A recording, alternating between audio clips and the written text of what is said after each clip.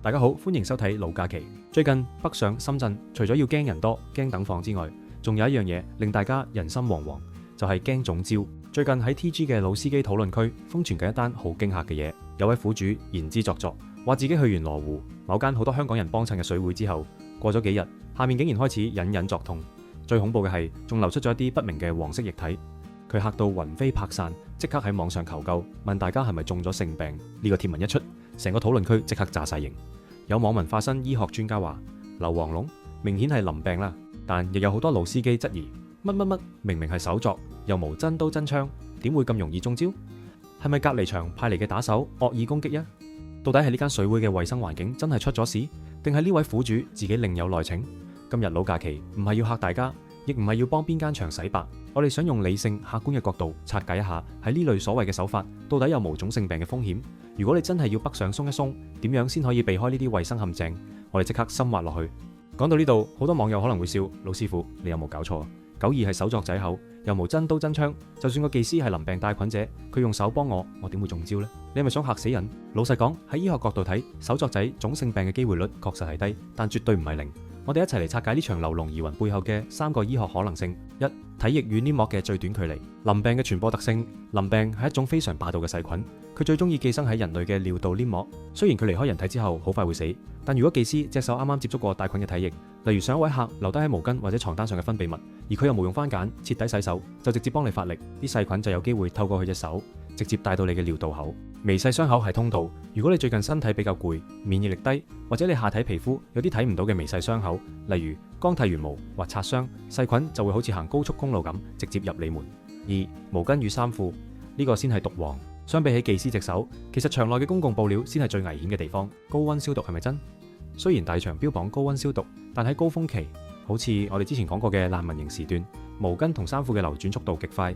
如果洗滌過程偷工減料，或者毛巾根本未乾透就拎出嚟俾人用，細菌同病毒，例如陰蝨、滴蟲，甚至係某啲細菌，就有機會喺潮濕嘅毛巾上面生存一段時間。黃色液體嘅真相，網友提到流出黃色液體，除咗淋病，亦都有可能係嚴重嘅非淋菌性尿道炎。呢類炎症好多時係因為接觸到唔乾淨嘅毛巾、沖涼水或者技師手部衛生差而引致嘅細菌感染。三、係中招定係惡意抹黑？我哋要睇翻呢件事嘅疑點。潛伏期問題，淋病嘅潛伏期通常係2日到10日。如果呢位網友係琴晚去完，今日流膿，咁醫學上嚟講，間場真係幫人背黑鑊。佢好大機會係之前已經喺其他地方中咗，只係咁啱喺咩角發作。同行抹黑，深圳水回圈好細，競爭極大，一句去完咩角流膿，殺傷力大過你喺門口放炸彈。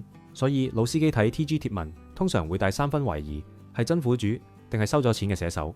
呢一點我哋留翻個問號俾大家。所以話手藝場雖然相對安全，但如果你遇到個衛生習慣唔好嘅技師，加埋一條消毒唔清嘅毛巾，你個銀包未出血，你下面就先出籠。大家唔使因為一單 TG 傳聞就唔敢北上，但防人之心不可無，防菌之心不可失。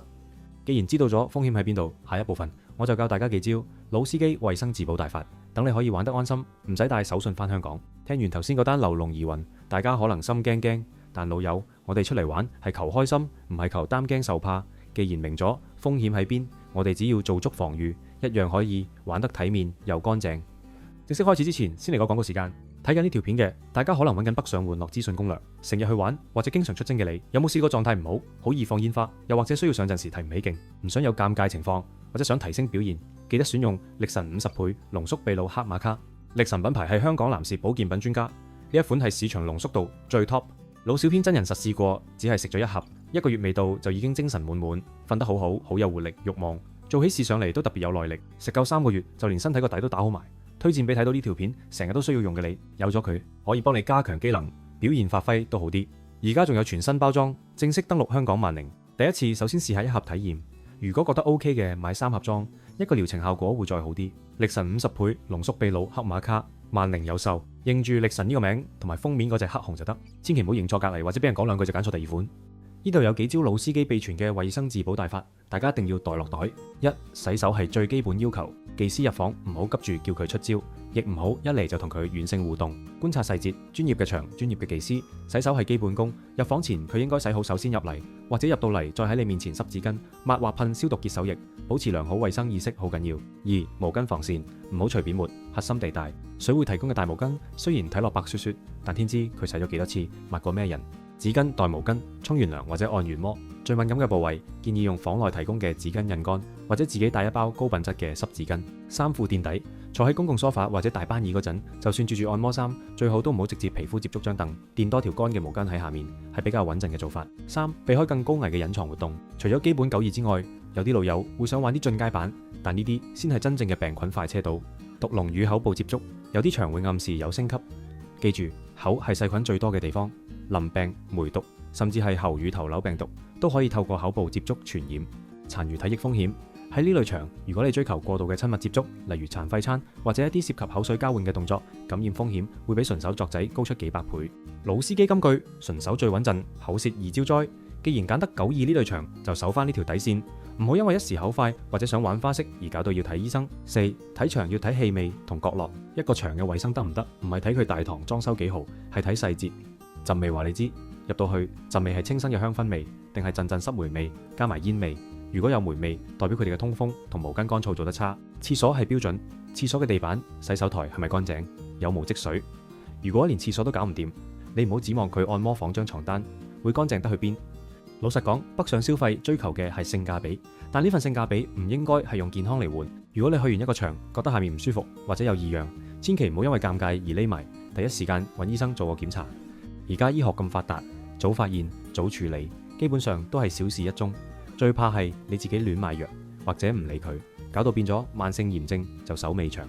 玩得精明先至係真正嘅大爺。你有冇遇過啲衛生差到你即刻想走嘅場？或者你有咩自保心得？留言分享俾大家，等大家都可以平安北上，順利回港。中意呢類接地氣嘅北上安全指南，記得 like 同訂閱。我係老假期，我哋下集再見，拜拜。